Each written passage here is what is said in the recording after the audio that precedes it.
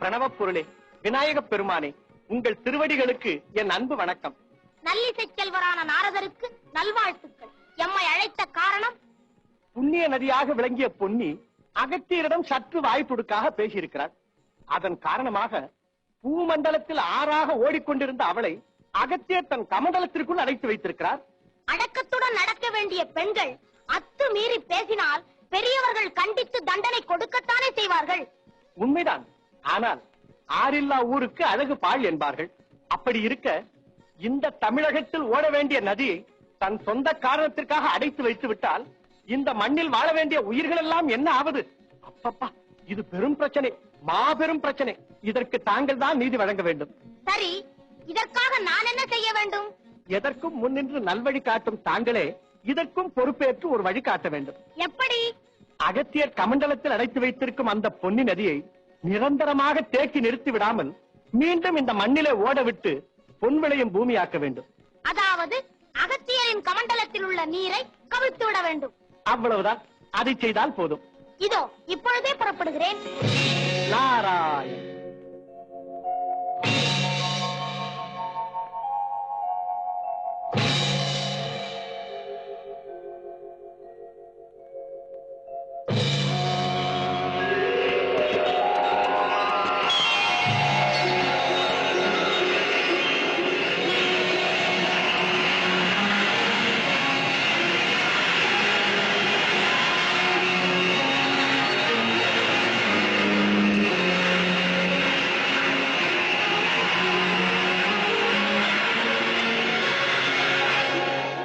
என்ன இது? இந்த காக்கை வந்தா என் கமண்டலத்தில் உள்ள பொன்னி நதியை கவிழ்த்து விட்டது. என்ன மாயம் இது? அகத்தியரே, காக்கை வடிவில் வந்து நான் தான் உமது கமண்டலத்தில் உள்ள நீரை கவிழ்த்து விட்டவன். எதற்காக அப்படி செய்தாய்? சிறுவன் வடிவில் வந்து சித்து விளையாட்டுகளை செய்து காட்டுபவனே, யார் நீ? உம்மோடு சற்று நேரம் விளையாட வந்த ஒரு பிள்ளை. அப்படிப்பட்ட பிள்ளையார்? பிள்ளை யார் புரியவில்லையா? அகத்தியரே, சித்தி, பக்தி, முக்தி அனைத்திற்கும் வித்தாக விளங்குபவன் நான். எப்படிப்பட்டவனாக இருந்தாலும் சரி, என் கமண்டலத்தில் அடைபட்டு கிடந்த பொன்னி நதியை என்னுடைய உத்தரவின்றி எதற்காக பூமியிலே ஓடவிட்டாய்?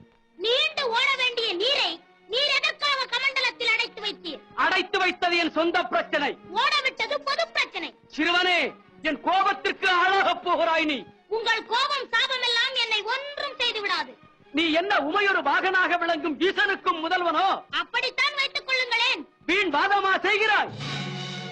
விநாயக பெருமானே, பிரணவ பொருளே, இது என்ன நாடகம்?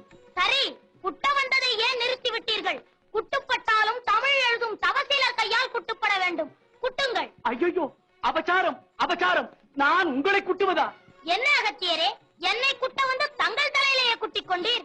பிள்ளை வடிவில் யாரோ வந்திருக்கிறார்கள் என்று நினைத்தேன். வந்திருப்பது பிள்ளையாரே என்று தெரிந்ததும் என் தவறை உணர்ந்து நானே குட்டிக் கொண்டேன். வேதநாயகா, இன்று முதல் நான் மட்டுமல்ல, என்போல் தவறு செய்பவர்கள் எல்லாம் தங்களை தரிசிக்க வரும்போது அவரவர்கள் தலையில் குட்டிக் கொண்டுதானே தீர வேண்டும். அகத்தியரே, நீர் தவறொன்றும் செய்து விடவில்லை. ஆணவத்தோடு பேசிய பொன்னி நதியை அடக்கி புத்தி புகட்டினீர்கள். அவளும் தன் பிழையை உணர்ந்து திருந்தி விட்டாள். அதனால்தான் நானும் அவளை தமிழ் மண்ணில் ஓடவிட்டேன். இறைவா, தங்களால் இந்த மண்ணுக்கும் ஒரு புண்ணிய நதி கிடைத்தது. இல்லை இல்லை, தங்களால் தான் பொன்னிக்கும் ஒரு புதுப்பாதை கிடைத்துள்ளது. அதனால் உங்கள் திருவாக்காலேயே அவளுக்கு ஒரு புது பெயர் சூட்டி விடுங்கள்.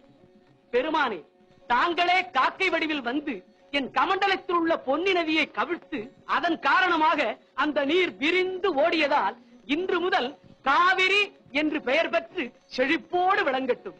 ஆஹா, அழகான பெயர். இனி இந்த மண்ணில் காவிரி தலையாய நதியாக விளங்கட்டும். வாழ்க நீர், வளர்க உமது தொண்டு. விநாயக பெருமானே, அனைத்தும் உன் செயல்.